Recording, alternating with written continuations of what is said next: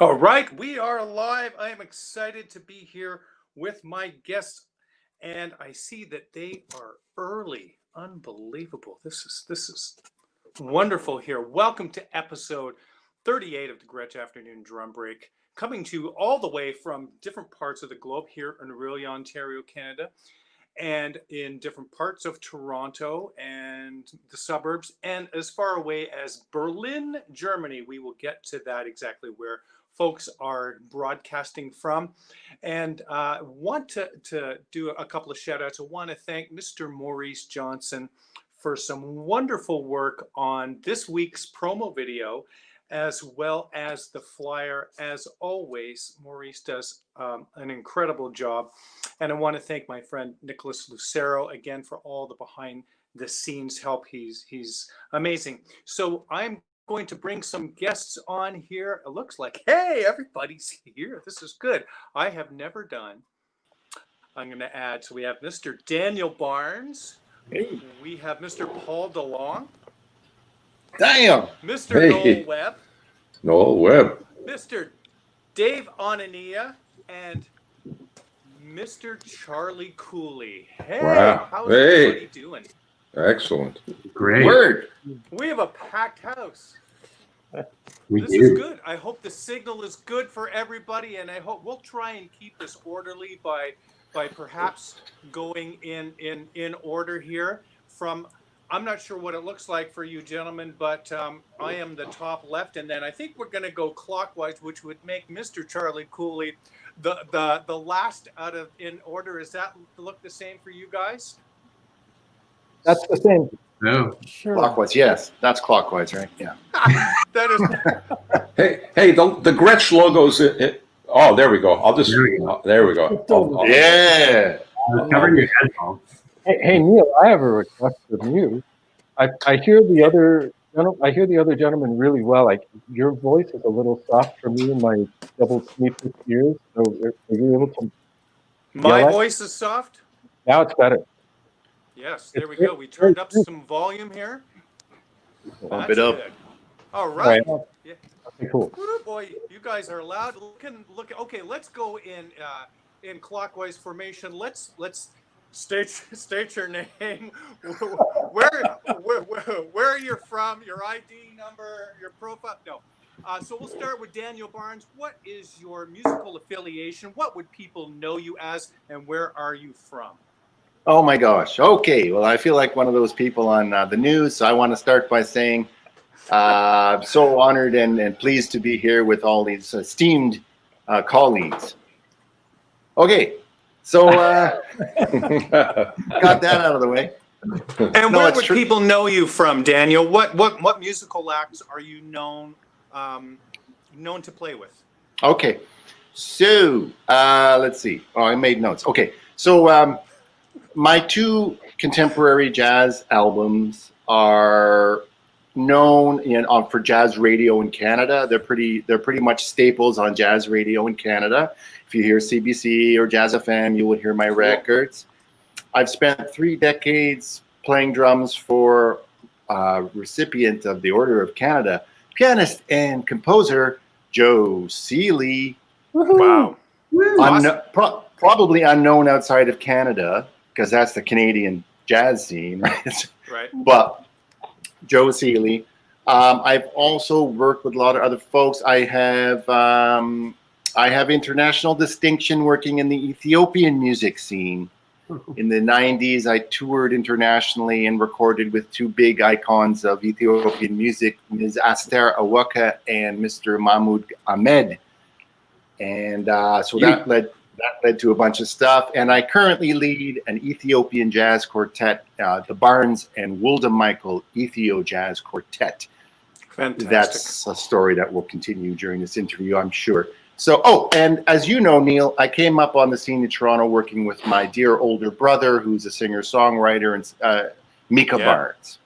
Word, awesome. That's the end of my story. Let's move this shit along to the master. Mr. Paul DeLong, how are you, sir? I'm speechless after that. My Oh. goodness. That's amazing. I wrote that shit down, man. I would like to thank all my steamed colleagues as opposed to fried colleagues. I like them steamed. And We're healthier. okay, so everybody knows me from Kim Mitchell. Might as well go for that soda. Yes. Legendary Yes. part of Only my. from, but since then, I've done quite a lot of different stuff and played with David Clayton Thomas and Roger Hodgson and I made notes too. Hey, who did I play with? Rick Emmett, Dominic Triano, and now I'm the tribute king, and I play with Brass Transit. When I say play, I used to play when I had a life, but Brass Transit, Chicago Tribute, Pretzel Logic, Steely Dan Tribute, and I have my own band, my own fusion band called One Word, and we play Mahavishnu, Return to Forever, stuff like that. So, yeah, and I did like 10 years of musical theater there, doing Rent and Tommy and Lion King and a bunch of that crap. And I don't know, I'm Man About Town. You may know me. I was Trixie on The Honeymooners. Few people know that, but I did that for many years. So, And that's my he's story. a comedian in his spare time here. Do you notice, folks, that all of that language there was in an odd time signature? You got to know that. I charted it out while he was. I was going to say, I just transcribed it, so don't worry. We'll put some music later. And we have Mr. Noel Webb. How are you, sir? Thank you for joining us today. Thanks for having me. Yeah, great. Wow, my musical affiliations primarily have been with the Skydiggers over the past now 16 years. Wow. I've been with them, and also very recently, actually pre-pandemic, we added another person into the band as we were starting to do a little touring. That was Paul Lanois from the Tragically Hip. So we were starting to incorporate some of their discography as well, which was really beautiful, kind of bringing some of that family back to the stage as well. Prior to that as well, I did a bunch of work with Latent Recordings and the Cowboy Junkies, and also more recently with a wonderful singer-songwriter here in Canada named Ansley Simpson. Wonderful. Yeah. That's terrific. Thank you, sir. Excellent. All the way from Berlin, Germany, via the United States, my good friend, Mr. Dave Anania. Thank you, sir. Appreciate you joining us today. It's a pleasure, and for all of my steamed and fried colleagues, it's really great to be involved in this and actually somehow connect with people I probably would have never met before. Yeah. And I was checking out some videos and some other stuff that you guys have done separately, and I'm in fantastic company, so I'm very happy to be here. Yes. I for the last 20 years, I've been drumming for Blue Man Group. I played in the New York show for about 3 years, and then they suggested I move to another country, so they kicked me out. And we opened in time. Yeah, well, kind of. We opened our first show outside of the States here in Berlin in 2004, and they asked me to go help do that. Wow. And I thought I'd be here for a year, and now it's 16 years later. So it's been fantastic. Great. Besides that, I spent my 20s in Minneapolis, and that was in the 90s, and I had the unbelievable fortune to listen to some of the best musicians in the world, and had a band with a lot of them called Greasy Meal. We played like a really cool combination of kind of alternative soul and some funk stuff with Tommy Barbarella from Prince's band, Brian Gallagher from Prince's band. Look at what's Anthony doing? Oh, hey, there you are. Hey now. We worked out a duet. He's gonna play along to what I'm saying. Anthony, keep it down. Somebody's talking. Keep it down. He was getting his hair. You're not supposed to be at the drums. Sorry, man. I was just waiting to be let in. Sounds familiar. The story of my life. I heard a knock at the door here. Yeah. Hello. Yeah. Sorry to cut you off. But so yeah, I mean the Greasy Meal was a fantastic band. Obviously, we're not quite playing regularly anymore, but in the last couple of years, I've been doing some really great stuff with a group I put together during the pandemic called Three's a Crowd, which is bass, drums, and DJ. He's a actual turntablist, and it's really fun to do. Cool. And as soon as the pandemic is over, I'm actually going to be working with a really incredible Canadian artist, a singer-songwriter named Anne Vriend, who is based out of Edmonton. And I saw her open up for Lisa Stansfield about a year ago here in Berlin, and was completely blown away, and ended up getting in touch with her. And so at some point, when the world opens up again, she's definitely going to be someone on that roster. So I've been very fortunate, and I'm very happy to be here. Very good. Fantastic. Very good. Thank you, David. Mr. Charlie Cooley, all the way from Orangeville, Ontario, Canada, the mecca for everything orange. I lived there. I loved Orangeville. I really did. So how are you today, sir? Thank you for joining us. I'm well. Thanks, Neil, and thanks for putting this together. So great to see you guys. Nice to meet you, Dave, and nice to meet you, Noel. You other clowns I know really well. And great to be amongst fellow Gretchlings, as Daniel might say. Yes. Some of my musical affiliations. Well, I've been in a band called Manteca for many, many years. And thank you. Manteca does like a sort of a jazz, Latin, world beat kind of thing. And we've done 12 recordings over the last years, and it's a wonderful, wonderful group to be a part of. Some people might know me from in the 90s, touring around with a pop singer, Amanda Marshall. Did a lot of stuff. Very cool. Ooh, ride that horse. That was fun. That was a good, nice little run with Amanda. Dark I Horse. did a lot of, great song, wonderful tune. Yeah. And let's see, I've done lots of television. Did a little bit of work with Leonard Cohen and some stuff with Katie Lang, big award show type stuff, and just bits and pieces like that. So, yeah. Just and, little things. Yeah. And right now, well, I guess post-pandemic we'll be doing some stuff with Heilig Maneuver, Henry Heilig's jazz quartet, and whatever else is on the table, man. Don't forget Suzanne. Oh, right, yeah, I'm part of that. Yeah, tribute, you guys are amazing. I saw you, man. It's great. Tribute stuff. We do a Carole King tribute with Suzanne Davis, and it's a wonderful, wonderful show. Great music to play, obviously, and some iconic grooves in there for sure. Yeah, Wonderful. Good to be with you guys. Appreciate you joining us. Our last esteemed guest we have all the way from wherever he is, the drum room here, Mr. Anthony McKelly. Thank you for carving out a couple of hours here with us to be with us. I'm so glad you could join us. Yes. Thanks for having me. Neil. Where Guys, are you? Are you in Hamilton? No, Are you Hamilton? I don't live in Hamilton. I haven't lived there for decades, actually. I was kidding, actually, but yes. Oh, thanks. Okay. And by the way, isn't Orangeville like all things orange, including the Gretsch orange color? Isn't that where? That's kind of the idea. There you go. There you go. Part of the master plan. Good. Yuck, yuck. A bunch of drum nerds. Hey, Anthony, how come you got Yamaha drums there? That's what I want to know. Oh, hello. Just kidding. Just I kidding. don't know, man. We have to go now. Hang on a second. Let me just. There you go. How's that? Wow, that's much better. Much better. Hey, I'm just come on, kidding. Stage Customs are good drums, man. I mean, they're all good drums as long as you're playing them. Yes. So what? I guess I came in a little late. Sorry about that. I was just transitioning from a teaching day into this. So thanks a lot for inviting me. Thank you. And then just waiting in the waiting room.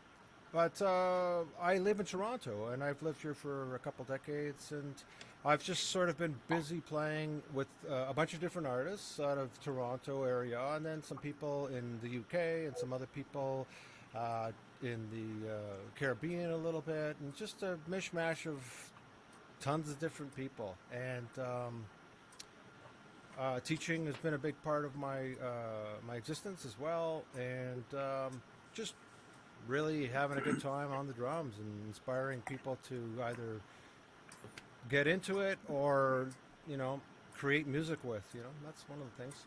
I didn't make a long list of people I played with, or a short one. Sorry. He's improvising, ladies and gentlemen. He's in it. jazz mode right now. This is That's fantastic. We'll go back to Mr. Daniel Barnes. What have you been doing since we last spoke? You were one of the earlier guests, I believe. Paul was the inaugural guinea pig guest back in April, and but Daniel was fairly early on as well. What have you been doing? I know you had been recording a little bit the last little while. Last times we have spoken. What's happened since maybe the last 7 or 8 months? Yeah, so in the spring, I moved back into my family home in Midtown Toronto here, Bloor and Spadina, to take care of my dear old mom and to leave my pad to my ex-girlfriend. Ooh! It's all yours. I'm out of here, babe. See you. But since... Thank you! Since then, all right, settle down. I'm just getting started. Since then, I moved back into my my little loft apartment here in Parkdale, downtown Toronto. I could probably walk to Anthony's house in about 20 minutes. Yep. Nice. Yo. Paul DeLong's house, it would take me more like an hour, 2 hours to walk to, but I would do it on a warm day. Anyway, so I'm back in Parkdale, and I am one of the unfortunate people who cannot play drums at home. Oh no. At this time in the world, I don't have a setup to record and play actual drums. Right. Well, that has not stopped me from progressing on stuff. I have never spent much time on a practice pad. I'm enjoying practicing. I even came up with my own invention that I'm sure has been done. I just can't believe I haven't thought of it until now. That is putting a practice pad on a cymbal stand so that I can stand up and look out the window and do some handwork. Because I do that here. That's sitting awesome. down all the time. You do it, right? Well, Why didn't I think? Yeah. So well, that's good. to So sum you're up working what on else the I've been hands, doing, I know everything. and you've been working out of Working the hands the. and feet. I got pedals. Oh, good. So you're working out of the Blackley. Oh, by yourself I'm as losing well, it. right? Yeah, I'm concentrating on Blackley stuff right now and syncopation. Why? Like you're going like, dude, isn't that what you always do? But the thing is, I'm actually switching over from traditional grip to match grip. I'm trying to do everything. Now you are a man. matched. Congratulations. The last couple of years, I'm trying to really switch.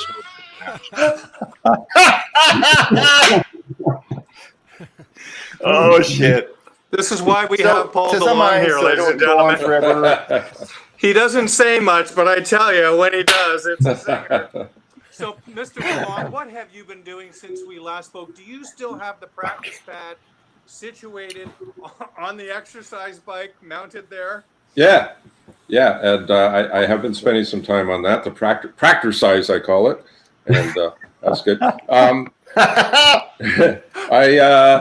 I done last spring, Steve Smith hired me to transcribe some stuff for him for his a video he did on some Indian rhythms. Had I done that last time? I don't remember. I don't know when I talked to you. No, you hadn't. Yeah, so that was really cool because I had sent him some stuff and he liked the way my finale stuff looked, and he said, "Can you do this for me?" And so he hired me. So that was fun. And then I did a video with my band, One Word, rather somber Mahavishnu tune, and I put it together with Final Cut Pro, which made me cry a lot. You know, that was tough.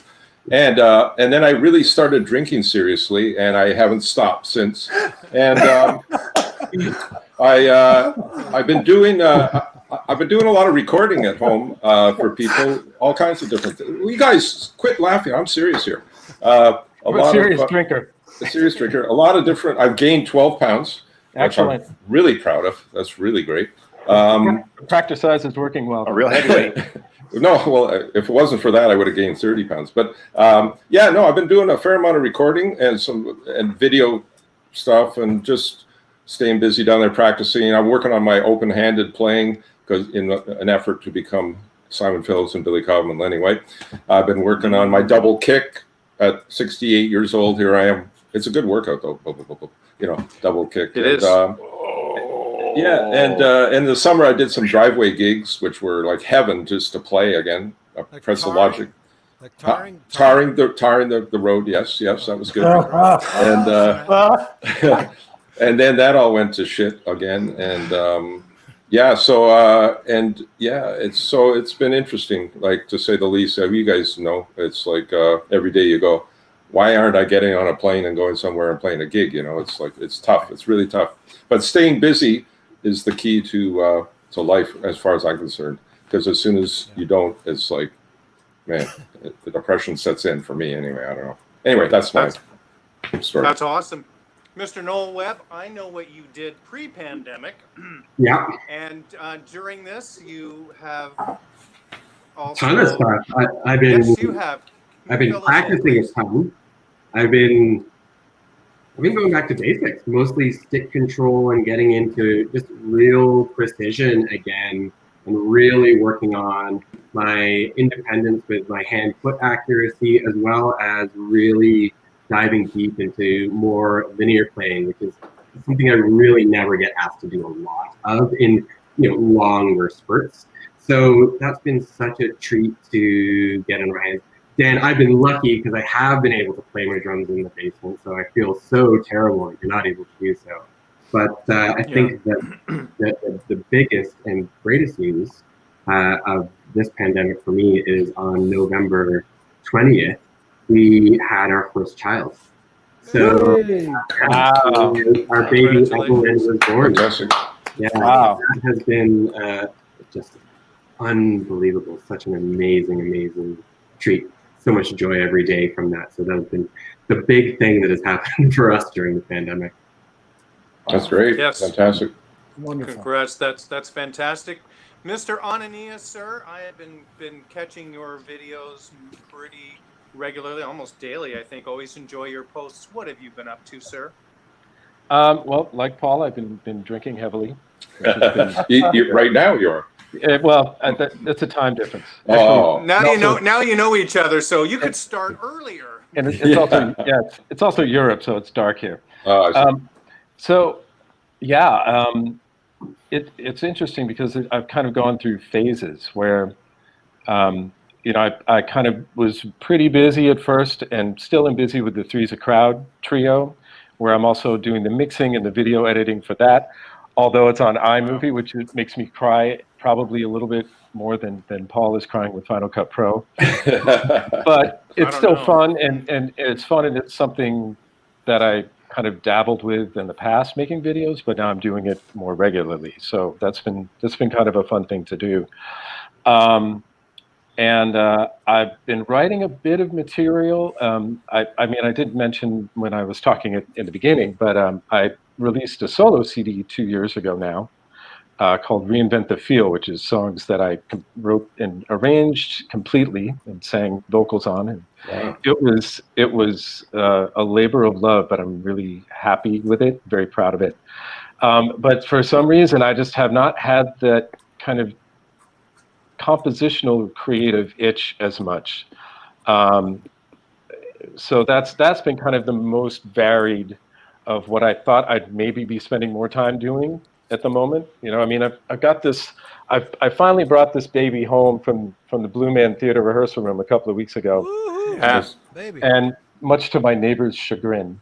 But I'm actually very lucky. I live in an apartment complex, so I'm very respectful of that. Like, I don't play for very long. And so I'm lucky, and I don't want to abuse it because this is all I've got, but I'm lucky for that. So that's pretty much been it. I'm doing a cool prog tribute, like a prog medley virtual group with some of my friends back in Minneapolis. They're doing like Yes and Emerson, Lake and Palmer and Genesis and Rush. And so, it's really fun. Most of them we've done, I just had like a kick, snare, hat, ride cymbal. So we were covering all this Genesis stuff with this little mini kit, but now I've got the mothership home. So Nice. Probably continue doing that. And the most recently, right in the last couple of weeks, it's a verbal agreement, but what I'm really excited about is I'm going to produce a single from a female singer piano player. And while I've produced a lot of my own stuff and co-wrote a few things over the last few years, this is like an opportunity for me that I've really, really wanted to have. And it's actually come to fruition. So we're hopefully getting started on that, like a few weeks. So I'm really excited about that. Nice. That's great. Nice. We'll see. Fingers crossed. So Awesome. yeah, doing the best. Making lemons. Wow, wait, very good. making lemonade. Right. Hello, Mr. Cooley. You're making Hey, lemonade. hey, Making lemons What's for your happening? lemonade. How's the signal for everybody here? Does it sound like we're doing the robot here? it It looks looks like, like- we No, lost- it's okay. looks We like lost Daniel. Yeah, Daniel's face. gone. Maybe he's still there with audio. I don't know. Yeah, I think he's just getting some wine. Good idea. So last time I spoke to you in this forum was around, I think, May or something, maybe? I don't remember now. It was early on in the process, it feels Yep. like. Yep. And at that point, like we Yep. were, I don't know, a couple of months into this thing. And to be honest with you, in the beginning, like I didn't mind the break. Like it was like, I think all of us here probably have been, immersed fairly heavily since we were very young players.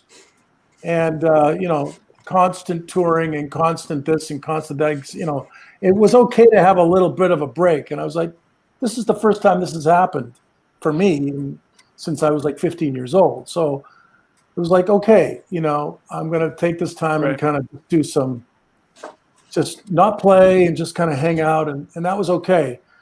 More recently, I've got the practice pad out and I'm practicing more.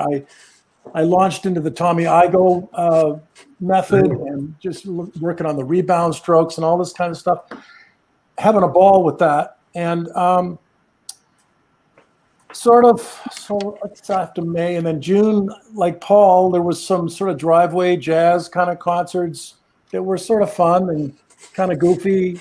It was what it was. It was a chance to get out and play with people.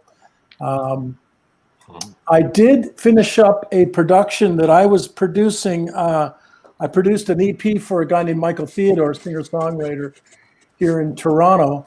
And that was a really a great experience. It's the first time I had produced anything and played on it. And I thought it came Wow. out really well. And we did a 3-song EP. And that was a really great experience. And my mix engineer was a guy named Mike Burkowski, who I've worked with for years and years in live touring settings, and he's a great recording engineer and mix engineer as well.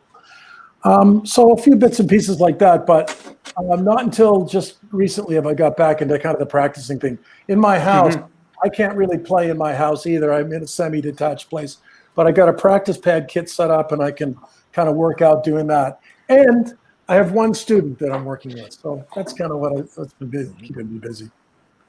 That's fantastic. Yeah, some fun stuff. Anthony McKelly, sir, what have Hey. you been doing since you're back to teaching? I think there was a little bit of a break there. I think perhaps you actually had just finished up the semester when we were That's right. when we had spoken.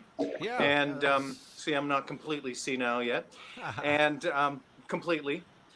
But you are back to teaching. Where are you? Are you teaching Where am for? I? Is it Mohawk Yeah. or is it for? Okay, fill us no, in, please. no, I'm not teaching for Mohawk any longer. They don't Okay. really have the same program that they did last year. I see. Some changes, which is totally fine because it opened up a whole bunch of things, which is great. So I'm at York University and at Centennial College. Okay. So I'm lucky to have a couple of students and a couple of days of one at either place. To be honest with you, the pandemic is obviously for the drags that we're facing in the professional world. I've really enjoyed the time. I live in a home and many years ago decided to soundproof my basement and make it a studio. And luckily for me, I live between two musicians. Wow. So on both sides, I have two professional musicians, and I Wow. hold that term very loosely when I say professional. Some of you know my neighbors, but anyways, it's cool. It's cool to play at any time, and sometimes I'll be going to bed and I'll be hearing some tracking going on next door and that sort of thing, and it's not a problem. Cool. So I'm really lucky and I'm grateful for that. So that's enabled me to be able to to teach at home, but also I don't know if having a studio, I'm able to record for people as well as for myself, and I do a lot of mixing, editing, producing, and mastering, which I've done for many years. But I just kind of keep it on the down low because I don't, I'm primarily trying to keep the drums going and practice my brains up. So when people are asleep here, I can play on a practice pad set. I got my ProLogic practice pad, and I just go nuts all over that setup. And then throughout the day, I can close the doors and use my drums and either teach on them. And I'm kind of crazy, like probably you guys. I know that Paul's crazy on this level, where I have a couple of setups at the same time. So I can go to a small set and play, or I can go to a different setup with crazy setup, or go to a big traditional setup and just work on things through, take my time and enjoy that, Yeah. And it's a blast, man. It keeps it fun for us, and these are trying times, so those little things mean a lot to me. So Yeah. I take the time to do that. I geek out just as much as the rest of us. Oh. Yeah, it's great. Super, So man. anyways. Super. Yeah. Amazing. Everybody that has developed another skill other than playing drums in a band has really had an advantage with this. With the last going on year or so, you believe that almost a year, if you were able to record from home, if you're able to even play another instrument, if you're able to mix and master and do, I'm telling you, you have such a leg up. I got into the recording game super late. I think it was April, May, but that has been such an amazing thing for me to learn. But for you guys that do it on a pro level, I don't do it on a pro level. Like Noel, you have a tremendous amount of experience and knowledge in the recording, and so is Paul and Anthony. You guys have definitely, you have more opportunities where someone like myself, not as much. Do you all have musician friends that play several instruments really well, and you'll play different gigs, and you turn around and he's the bass player, she's the bass player, you turn around and then they're playing guitar with you, and then I see them on drum gigs, I'm like, and then they have a recording studio as well. So that really for me was the catalyst to want to have another avenue so that I don't starve down the road or doing something else, because right now my income as a player is none. It's been none. I think I had 10 gigs in 2020, and I had some students coming here to the house, but that hasn't happened for a little while now. So I'm grateful for the government support, so we can say what we want about the government depending on your point of view. But I tell you, they've been amazing. It's allowed me to be here and not have to go work at Tim Hortons or to go work at painting houses, which there's nothing wrong with that. I would just much rather be here. So my long-winded story here is basically, I hope that folks are taking advantage of the time to cultivate some new skills, some new activities, something that you can take in going forward. And drinking. Drinking, Was that too serious for too long? That must have been Neil, I mean, you taking this thing on pre-pandemic, this whole Gretsch afternoon drum break is a form of what we're doing. It's just a different form. And the other thing I wanted to say is, you don't have to be a professional to want, to do a project with somebody, and that might be your next door neighbor who is just learning how to play the bass or something. You know what I mean? You can turn that into a thing, right? Yeah. So, I mean, it's a little different when you're a professional trying to make a living, but these are the things that keep us happy and pursuing it. Otherwise, And to think, I mean, we have the luxury of having like YouTube tutorials on everything, which at any level of what we might, okay, let's just say musically, or if you want to go into music production or something, it's all really out there and it's available, which it's for me, it's like, it's funny, the argument about like whether arts are essential or not. I'm an artist, and I would be probably completely out of my mind if I did not have YouTube, Netflix, Right. You know, DVD concert DVDs or music. You know, Wine. Yeah, yeah. Wine. yes, I made that joke one too many times today.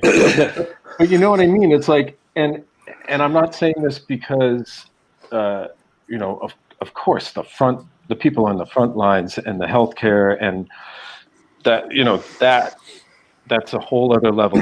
But I do feel like, you know, if people would actually think about what this experience would be without what we have at our fingertips through the internet and availability to enjoy the arts, Yeah.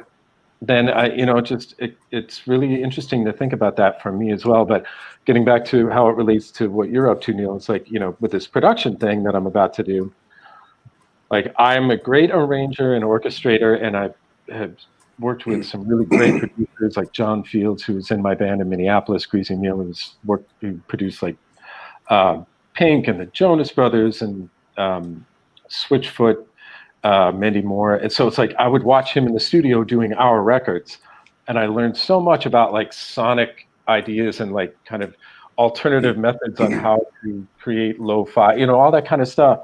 So I had that education, and now I also can just go online and like have the ability to kind of research stuff that I don't know how to do. And I think it's great that you're getting into that, and seeing the setup that you have behind you, it's like, this is wonderful. And it take any opportunity you can to just do it. It's like learning a language. Just keep doing it, even if it doesn't sound good at first. Right, and I know that it probably didn't. So, and thankfully I have an engineer, producer, musician friend that I ask questions about the recording thing and whatnot, and he's been a tremendous help. We have a couple of questions I'd like to field for you, gentlemen. First of all, Pam Cooley said Charlie is being modest. Long John Baldry, Anne Murray, Prairie Oyster, etc. So there's more things. See? Somebody wanted to know. Oh my goodness! Here, Peter Griffin wanted to know, Paul DeLong, what beverage would you recommend while imbibing? Recommend imbibing while studying the DeLong way. Well, I'll tell you right now, it's Juicy Ass. Juicy Ass is my favorite beer. It's made by Flying Monkeys in Barrie. And Juicy Ass is an IPA. I'm addicted to it. It's bad. It's bad. It's heroin. Isn't that the picture that you sent us? Exactly. Yeah, that's the one. Is that the one? Let me see if I have them in my face. That's good stuff. It's very good stuff. Appreciate that. We are with someone else. Wow, I think they're looking for.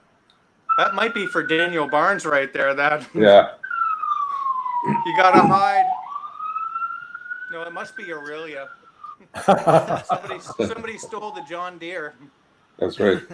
That's terrible. Oh man, somebody's just Nicholas Lucera. How many drummers does it take to change a light bulb? We find out today. This is terrible here. Yeah. I saw a question. People were asking which of the recording software, the DAWs that people are utilizing. Paul, what do you use for your DAW? I don't have a DAW. Do I have a DAW? Yeah. No, I use Logic. Logic Okay, Pro. Anthony, you're a Logic guy as well, are you? No, I do use it, but I primarily Presonus. There's certainly Studio no One. Studio One, okay. Presonus Studio One, and then I'll dabble in the other ones too. Are you able to turn your mic up a little bit, Anthony? You're a little bit quiet. Also, I only have him on one side of me here. Okay. It's What's all going on the left, yeah. I'm deaf, but I'm not quite that deaf yet. Well, something's going on with my settings. I'll take a look. Okay. There we go. Yes. Okay. Yes. Wow. There's an awful lot. Greetings to Dave Onania from Robin Hubers, which is really nice. Oh, cool. Yeah. And okay, now let's go back to Mr. Daniel Barnes, All sir. right. He's frozen. What were you recording across the street? Were you recording some percussion? Tell us what you were doing a couple of weeks ago. Was it a week ago or 2 weeks ago? He's frozen. Daniel, are you frozen, Daniel? It is winter time He's here. very serious looking. And he's frozen. Nice. Turn up the click track. Take the money. Okay, Very nice. I see the head moving. Maybe I it's don't see listening. anything moving. Can somebody Yeah. contact him, like write him in our group? And Daniel, are you there? Hello, Daniel Barnes. Daniel boy, Danny Danny boy. boy. Can you hear us, Daniel? He's working on his miming, I think. he's auditioning for Blue Man Group. Come on, mime is money. Oh, there it is. Oh, Well, if anybody, Unbelievable. Paul, can can you hear me? multitask, we can write it in the Facebook group. Maybe he'll check his phone and realize right. what he's doing. Yeah. Not that guy, I'm wasted. Oh, where did Neil go? I think. Now we don't need him anyway. So Now we don't even have Neil. I thought he'd never leave. Yeah, There he's back. He's back. He's back. very cool. I'm checking. I'll check. All right, Daniel. Danny, are you back? Yeah, He's just back. pretending not to hear us. This is Yeah. awesome. He's very serious. Yep. Now, I will leave this to anybody who would like to answer this question. What do you see as the likelihood of any gigs coming in 2021? And if so, when do you figure they'll happen and what they might look like? Anybody that would like to answer that, please. I'll go. Go ahead, I'll go. Paul. I would think that given that last fall I started doing bar gigs again, just a couple of bar gigs again with the plexiglass and all that shit, I figure we'll get back to that at least by next fall, maybe the summer, but probably the fall maybe. And then, so the bar gigs will start, and then, but I don't see anything happening. Like I do mainly soft seat theaters and stuff in the States and stuff. I don't see any of that happening till 2022. I don't mean to be the voice of doom, but the way things are going and the vaccine, they say half of us won't have it till the end of the summer and all this stuff. I think it's going to be a long time myself. Yeah. I agree with that. Yeah. Yeah. What about? How about Europe? Yeah. Yeah, well, what that's- about in Europe? Yeah. Yeah. I'll tell you, it's because we were kind of at the same stage as you guys, I guess, were, where like as the summer went on, like things started to open up gradually, like bars and restaurants, and then like jazz clubs were having gigs, and you know, with selected seating and the whole thing. And I went to see a couple of smaller shows, but I'm you know, I'd like to be a little more optimistic because I want to work again, you know. But the way Right. that things are being handled over here in Germany, we were one of the better. Like we had some really positive results in how it was handled in the early stages, which is why then things slowly started to get back to normal. But now we've been in lockdown since November 1st. And it was just extended a couple of days ago by Chancellor Merkel until Valentine's Day. And yeah, Juicy ass. Word. When I'm glad you can laugh at lockdown, Daniel. yeah, really, thanks. I think his Word. He's delayed. I'm delayed. Delayed reaction. That's hard Delayed shit. reaction. But yeah, so you know, who knows? Like, it's probably going to Maybe this round table wasn't such a great idea, right? Oh man. But yeah, I mean, I would, if I'm being optimistic, like I would love it if we What could does it get say? back to start, kind of open up What? in the like very late spring, early summer. But it really depends on how we handle the next month or so. Like I would love, you know, it sucks, I know, but whatever New Zealand did or China or like, I mean, Italy was hit really hard, so they just shut it down. Yeah. And we have not gone that far. And as much of a bummer as that would be, it's like what we've done up until now is obviously not working because it's almost a year in and we're back to having to be more strict with the regulations. So that has a lot to do with it. And obviously, I use Pro Tools. holy cow. Delayed. I've become a Pro Tool guy. Should we come back in 15 minutes? But yeah, so we'll see. I mean, I also wouldn't be surprised though if it was more along the lines of what Yeah.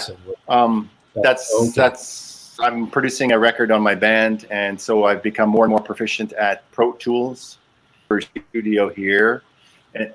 What's it called? And then I took my MIDI tracks and my stuff into Canterbury Studio and did a bunch of tracking that way, and I took it all home and have been editing it. He's got that And, kerosene-powered router. And doing remote. Awesome. Kerosene powered router. Oh, Neil, come back. Neil, come back. It's all turned into a bit of a fiasco, hasn't it? It has. You might need to reset Daniel's. Yes. Invite? Yes, You have to bring them back in. I or can hear you. Yeah. Well, I could hear you. It reminds me of the joke. Ask me what makes me so funny. My gosh, we're going to lose our giant audience up there. What would make you so funny, Dave? This is amazing. I love it. Oh, man. I couldn't do it. So rad. What makes you so funny? I'm getting dizzy. I can't take this. Is this a bit Yeah, of the Neil's Brady gone. Bunch vibe going on? Holy wow. shit. Look a different direction. Neil. Stan Chang says Daniel's gone all max headroom on us.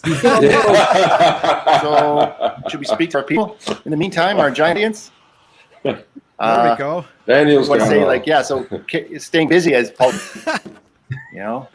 so I'm flying in these. I know what remote Daniel's been shins. doing. He's been working on his ventriloquism. Yeah. He needs to work a little harder. Yeah. Hilarious. The thing is about, man, this whole thing of waiting for it to come back, it's like, if I think too far ahead, like I get incredible waves of anxiety and depression because it's like, oh my God, you got to live day to day right now. That's what I find. Because if you think too far ahead and you think next fall, this could still be happening. Well, and the Spanish flu, I'm sorry, I don't mean the voice of doom, but Spanish flu had 4 waves. It took 2 years and a bit. And I'm hoping because we're getting the vaccine that it's going to be better, but it's like, man, it's, I'm being the voice of doom. I'm sorry, but it's if you think too far ahead, No. it makes yourself crazy. You know. You're actually, it's more reality based what you're saying, and look, who knows?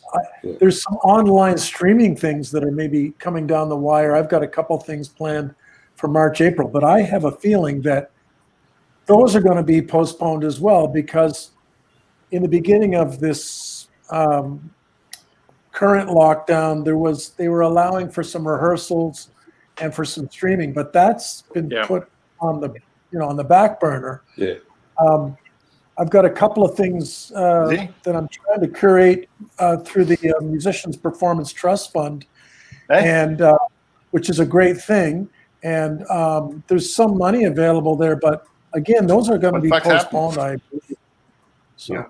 Yeah, I mean, I got big gigs booked for the whole year, like with Brass Transit in the States. But one by one, they're they just go away. You know, I have gigs booked in March in the States, but it's not going to happen. I mean, you know, and those are postponed dates from a year ago. You know, like it's crazy. Yeah. Well, and for me, I haven't played a live show since December 22nd, 2019. Wow, that's a long time. Wow, that's a long time. Like it's absolutely astronomical. That's one of the things I was going to say, Neil. It's kind of the importance of what you're doing here and what we're getting to do together is keeping our community alive. It's kind of stuff like this that really makes us all keep going. And people being excited about what it is that we get to do, which is play drums, right? I don't want to miss that opportunity to throw that out there, Neil. It's important what you're doing, and I have a lot of gratitude for everybody that's on this particular stream because we get to build more community together, and it's totally new. Yeah.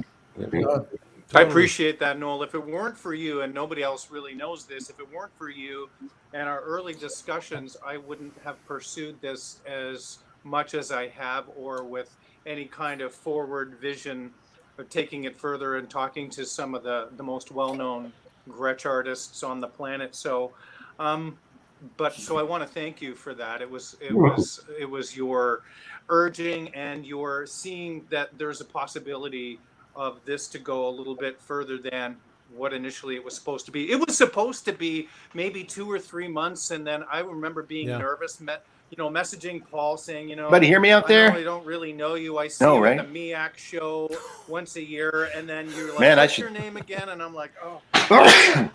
But it's turned into something that's been a necessity and kept me going for sure. And then, and I really love Gretsch drums. And the more that I get to meet all of the artists, every one of you has become closer acquaintance, friend. Oh, So, shit. Now McKelly's gone. Appreciate that. They're going down like flies. Yeah. This is great. We have Daniel Max Headroom Barnes up here. Oh, man.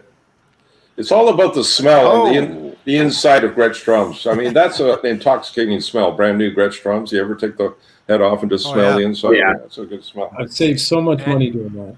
I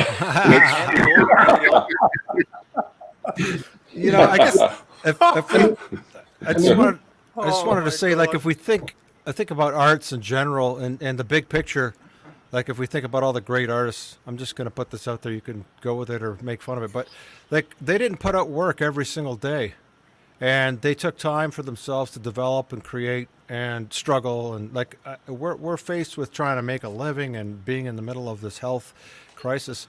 But if we think about the long term, perhaps maybe like, thinking about what it is that you want to say when it's over, as opposed to, oh shit, all my gigs are coming up on my calendar and there's another one that's canceled. You know what I mean?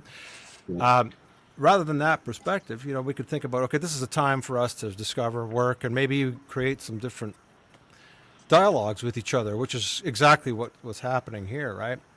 So yeah. I can spiral just as quickly as what Paul was suggesting, but I think that the fact that you're constantly trying to figure stuff out, I think we're all kind of doing that, and the doom and gloom gets pushed to the side, and we start thinking about, being more creative with the art and maybe even the longer term benefit that's going to come from us doing that. I don't know. That helps me at least. Yeah, no, staying busy is the key. And like I go down and play the drums every day, no matter what. And having a routine. Yeah, and but I have a backlog of stuff. Shaving would be good. What's that? Sorry, Dave. I missed the last. Daniel looks like he's gone here again. He's spiraling. Oh, yeah. Yes, he was spiraling. Sorry, Paul. Go ahead. No. But the funny part is, I find like any time that I've been slow on work in my life, and I think, well, now I got time to practice, but sometimes I'm so in, without the gigs there, I worry, and it's like I have a hard time concentrating on. Like what you're saying is true, Anthony. It's absolutely true. The best thing, be creative and work on new things and all this stuff, new projects and everything. It's great, but I don't know. Maybe it's just me. But like last year, I did a video with my band and did the Final Cut Pro and did all that stuff, and it was great. It was fantastic. But I don't mean that it was necessarily great. I just mean it was great for me to do that, and then to do it. Yep. But then. I didn't want to do it again. I didn't want to do it anymore. And all of a sudden I felt myself shut down, and I had a list of things to record for people and stuff to do. And I felt myself shut down. All I could manage to do was go down to the basement every day and play the drums and go out and ride my bike and drink too much. So, but that's just me. I'm not so together like as you are, Anthony, because, like. I'm not either, but I mean, I'm not at all together. I'm just, maybe trying to put out some, just that idea. But I don't. Yeah, no, it makes total sense. It makes total sense. No. It's absolutely true, and but I just think without knowing the work is there, it's hard to concentrate. That for me, without the motivation that, okay, I'm doing this, but I'm going to get on a plane tomorrow and I'm going to go do a gig and it's going to be great and I'm going to have fun with my friends and stuff, But I guess it's like you got to get your mind around it that's not our that's not our reality right now. So you might as well not even think about that. Yeah, we're really put in a position with like, this is a really great example of like, this is what's happening and how are we going to react and or adapt to it.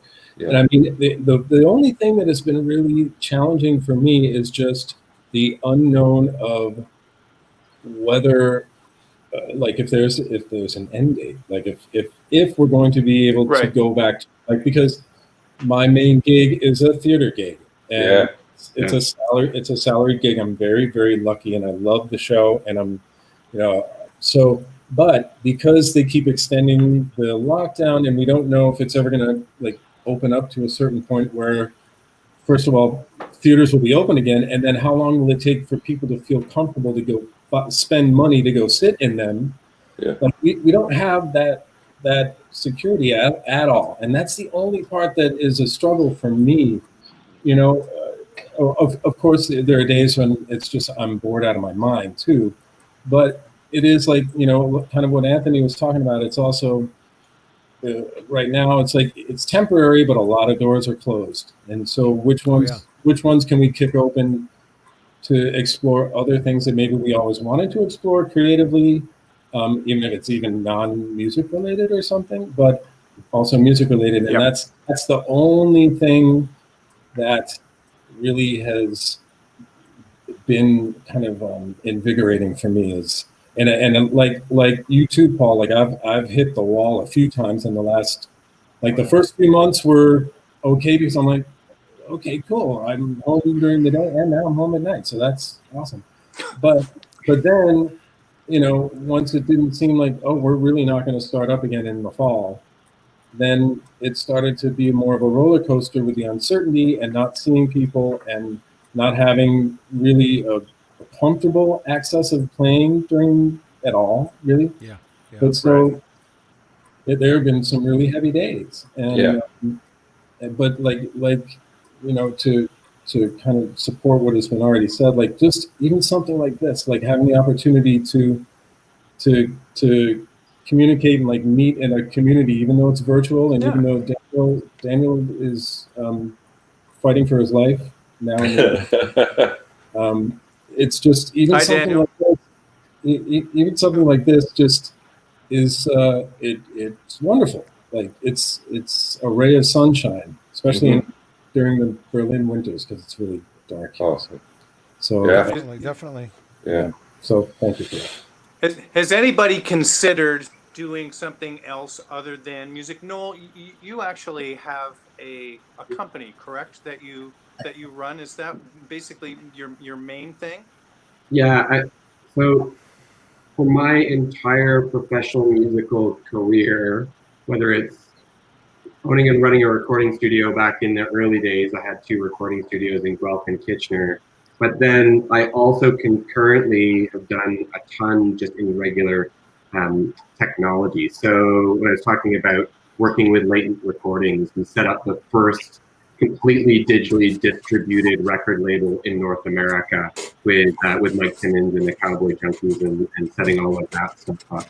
And so with that, I started building technology company, basically a little digital firm doing websites for people. But over the course of the years, we got deeper and deeper into different facets of tech.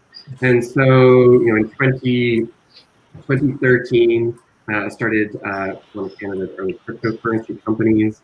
In 2016, after a partnership with another firm, Can you guys hear me okay? I developed an artificial Am I intelligence. back in the mix there? Sort of. Big delay again with Daniel. Yeah. Yeah. Go ahead, Noel. Sorry. Oh, that's okay. So about 4.5 years ago, I started another tech company as well, and I was fortunate and lucky enough that in 2019 I was able to sell that company as well. So I've been working in the day and touring, and working in the day and touring. So anytime there's big spurts of touring, I'll have a day off or 2 of travel day, but I'm up in the morning working a full day, playing a show at night, doing the same day after day. So, long stuff. But I love it. Both of those things to me feed one another. The creativity in music has always fed my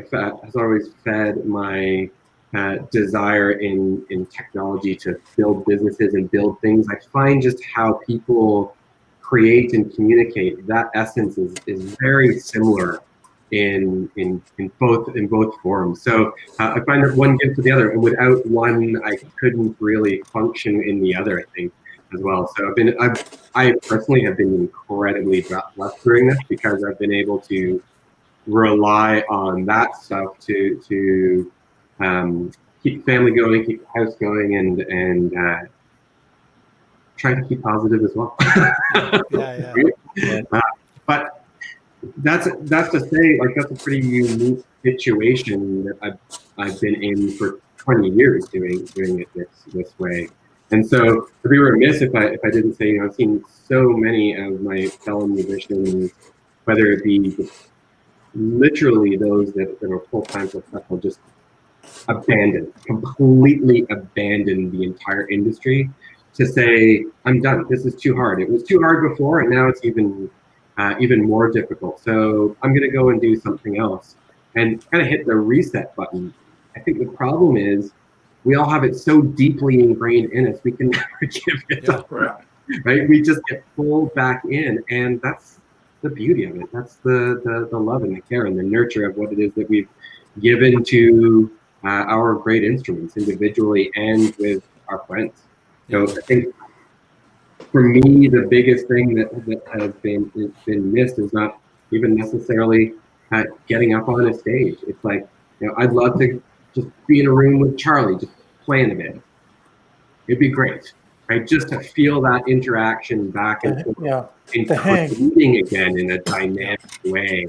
That's the thing that I think has been most sorely missed, is that interpersonal collaboration of creation in the same room. I really miss the hang, man.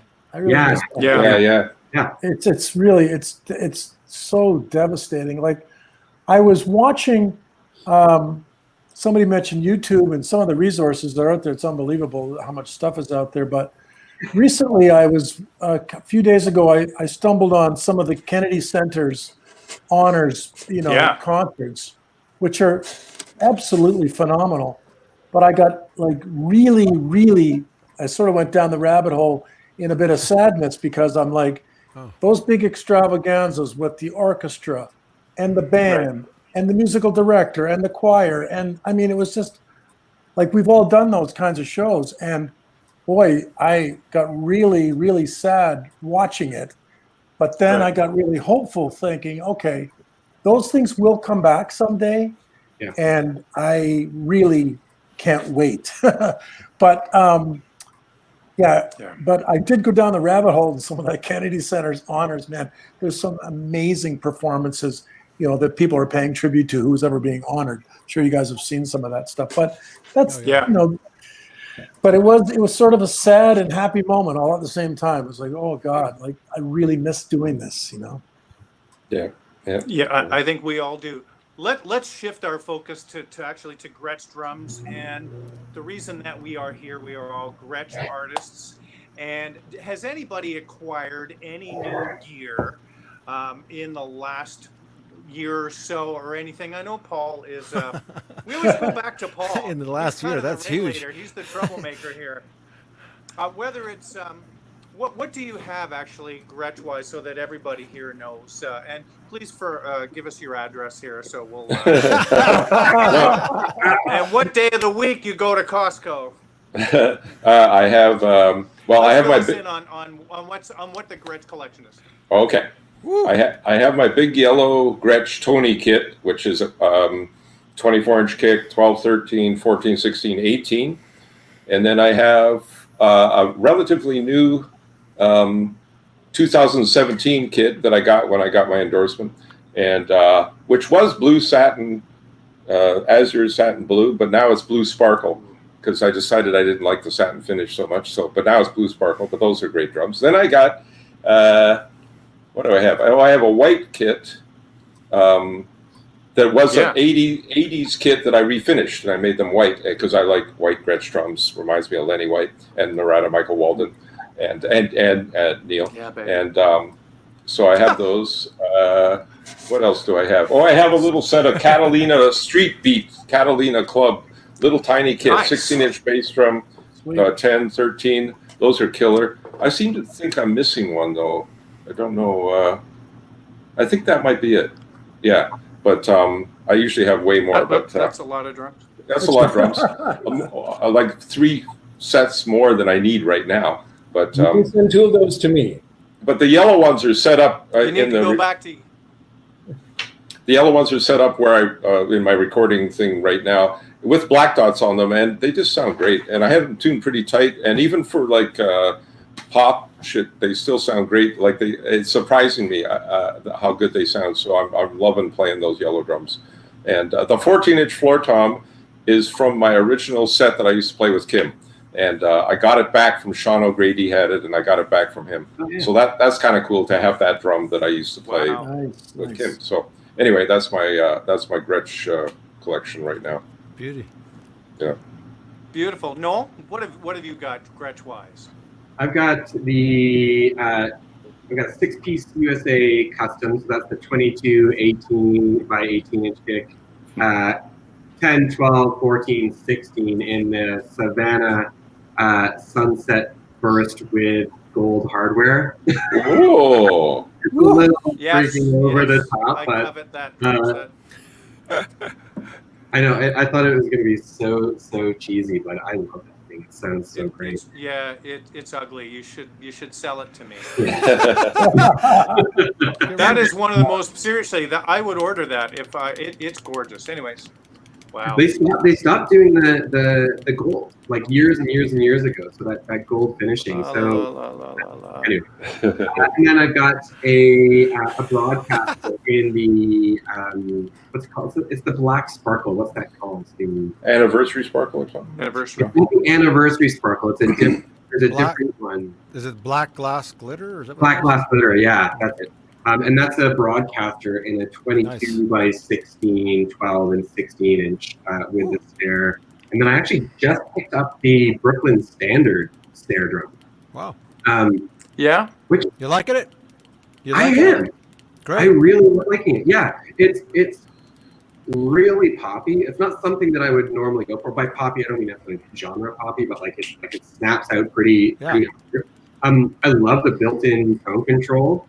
Just being able to throw that on and off.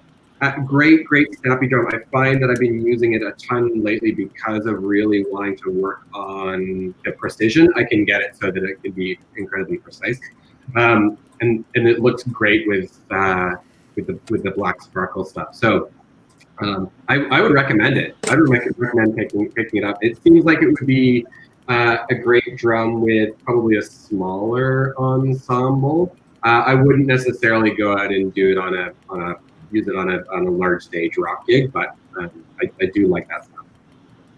Very nice. Nice. Nice. Very nice. And what about the There are rooms in mothership, there Mr. too, but- Anania? What's that? How about yourself? Dave? Me. Yeah, Hey, you. Yeah. Cool. Well, You have the mothership behind you. Let's I not know. forget that. I'll try to do that. So that's Right. Oh That's- yeah. that's my big baby. Nice. Like you, Paul. I became an endorser in 2017, and that's what I ordered, and it's in this satin purple finish, and it's Beautiful. absolutely beautiful. Awesome. And I actually, I mean, since I got the kit, I haven't gotten anything new, but that's because it's just pretty much good enough to, yes, really. Yeah. But the what I will say is because it was in cases in the theater for 9 months, it feels like it's new. So Yes. Ooh. I'm gonna go with that, and it's really, like I said, I have to be careful and respectful so I can keep it here and keep doing what I do on it. But I tell you, it's just the most beautiful set of drums.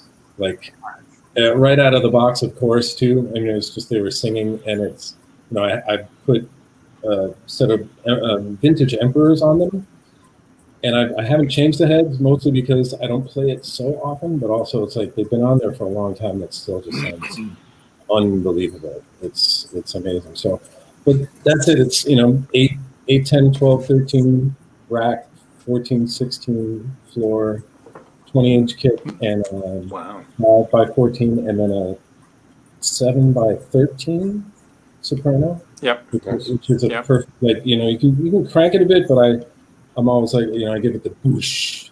That's where it's kind of that's where that one lives. And is your 10? They're shorter drums? I saw that it's got the staggered lugs, right? Yeah, That's nice. they're all a bit more shallow. Yeah. Which I've Like wanted. jazz sizes. Yeah, and right now I have it mounted a little bit higher than I'd like because I don't have a hacksaw to cut down my hi-hat sound. But but yeah, I grew up, like I said, my earliest influence and kind of the reason why my love of drums turned into a career was Genesis and Phil Collins. So like having a big set was just kind of part of the music that I That loved sound. as a kid. Yeah. And so for me, it's just being able to have the colors and the melodies available. But then I can also take a bunch of that stuff off, and with a 20-inch kit, it's really super versatile in a way. Yeah. You could do a jazz gig if you wanted to, but they're my babies, and That's perfect. I'm really, really happy. I would love to get some more stuff, but I'm gonna wait until the pandemic's over and the income goes back up a little bit. Yeah. Yeah. You have enough. Anthony, what are you sitting behind there? What is that drum kit there? This is my same set I got when I signed on with the company.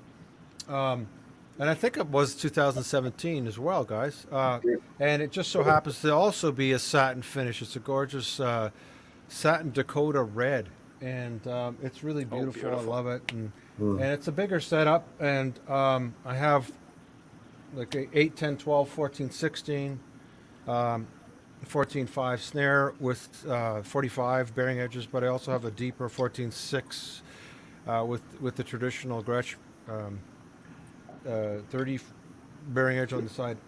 A couple of bass drums for different applications, a 22 and an 18, and I swapped them out. And I have it up because I like to play on. I just basically like to be able to play a bigger setup, not always playing a smaller setup for the same reasons that Dave just brought up. And I know that we're all kind of fans of carry less focused ideas on a small set, but we also love all the masters that played on bigger setups and having those options, right? What's the little drum you got between the two floor toms? Is that an 8 or something? Yeah, that's my version of the Tony Williams. Instead of going 3 floors, it's okay. but it's nice, I mean, I'll just bring some sound out there. Wow. Cool. In the bass Man, drum. those sound great. They do So- sound great. Wow. And it's just whatever. We're coming over. But I do have smaller sets, some round badge stuff that I bought when I was 18. I got, Nice. I kept the drums because I knew that they had a specific sound. And my 80s drums that I first played, that was my first drum set ever. So I still have those as well. The sort of square badge and. That was a good period. 80s. That's why I got a couple of 80s sets. I really like that period. Yeah, they really have a specific tone to them, and I did A/B them with the new drums and stuff. And I mean, I've heard that people say, it's not the same sound, or it's because it's a new manufacturing. Man, you could fool anybody. I could intermix the drums and actually hit them, and you wouldn't know which era they were from. Yeah. They just sound like Gretsch drums to me. So that's part of the beauty of this company, right? And of their instrument making. Yeah. I don't know if did you guys happen to see that Savannah Daily News special they did on the factory and Paul Cooper and everybody? Oh, yeah. I mean, that's a beautiful article, and it says it all kind of. It's pretty cool to know that we have an instrument that was produced in a place that has had that consistency across that many years, right? Yeah. So it's pretty awesome. Yeah. A long time. It really is. They've been making. Charlie, what have you got? What are you playing these days? Well, I'm running a shell bank from, talk about the consistency from the different eras. My bass drum is the original Gretsch bass drum that I bought when I was in high school, the 77. It's a dark walnut USA custom. And then the toms I'm running 8, 10, 12, 13, 14, 15. Those are all 80s era Cool. square badge. Amazing. Like that 20-inch bass drum, man, that has got me on. I've like through my whole career, it's an amazing drum. It can sound big, it can sound small. I can tune it up to play jazz a little bit if I wanted to do that. I also have a 22 by 14 from the 80s. All these are all dark walnut stuff. So, and when I signed on with Gretsch in 2018, I right away ordered a 6.5 by 14 dark walnut snare drum to match all of my drums. I sent my 8-inch tom down to Paul Cooper so they could match the color, and they did a beautiful job. It's an amazing drum. And Daniel, maybe Paul, you might remember there was a guy that played at the Blue Note in Toronto with George Oliver. Tony something. Tony Craig. Tony Craig. So Tony Craig, back in the day, was running that 6.5 by 14-inch Gretsch snare drum that was just unbelievable. And since I heard that, I always wanted one of those, and that's the very first thing I ordered from Gretsch. Excellent. Yeah, that's And great. it's an amazing, amazing drum. And I also have a one of their hammered brass snare drums as well, which is a really nice sounding drum. Nice. So yeah, my drums are all kind of vintage, if you will, and I've got my eye on maybe ordering up a smaller set of drums, like with an 18-inch kick. If we ever come back to playing, which I'm sure we will, but that's kind of next on my list. Yeah, nice. Hey, can I ask a question? You bet. Because some of you you said some Brooklyn snares. Who had the Brooklyn snare? Yeah, I got the Okay. standard. Yeah. Do you so I have a Brooklyn snare. I was walking out of Drumland one day and JD said, I got a Brooklyn snare. I'll give it to you for $250. And I said, okay. And then it sat on the sat on the shelf, and then I just took it and I've been playing it and I love it. It sounds great. I just wondered, what do you think the difference is? The rims are thinner, right? Do you think there's a big difference between those thin rims and the thicker normal Gretsch diecast rims? Oh, or yeah. no? Yeah. So yeah, Yeah. absolutely. I find the Brooklyn standard that I have versus a similar size USA custom wood snare, I find the Brooklyn just a much more modern sound. Like it's a little snappier than the USA custom. Although I love the USA custom kit sound, but I'll still use that Brooklyn, or I also have the bell brass as well as a main snare. Yeah, Cool. yeah. I was actually shocked by that when the Brooklyn came out, and they kind of reissued it. I got a chance to play it on a kit as a backline kit. It sounded great. Amazing. Yeah, I really love the sound of this drum. I just these rims Are you cool. talking a The Brooklyn 302. wood? You talking the Brooklyn wood or a Brooklyn metal snare drum, Paul? Yeah. No, wood. Sorry, it's a wood drum. Yes. Yeah. And it's got the 302 loops, Paul. Yeah. Yes. Yeah. That Yeah, Brooklyn I love COB, those loops on the snare.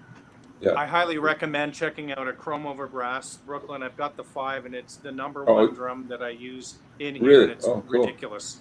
It's such a great Nice. sounding drum. Yep. Yeah, You know, I dig it. I was Wow. just I was going to say last week, Neil, that you had Steve Ferroni on?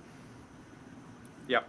Yeah, so I have this vision of him sitting in at the NAMM show in the jam in the second floor there of the NAMM show on a Brooklyn micro kit. And Charlie was talking about a smaller setup, and that micro kit is the bass from 16 inches, right? Which is we're all in Toronto, and I guess even thinking about Claude Ranger and stuff. Like we're so familiar with the 16-inch bass drum sound, but that kit, I mean, it was shocking for me to hear.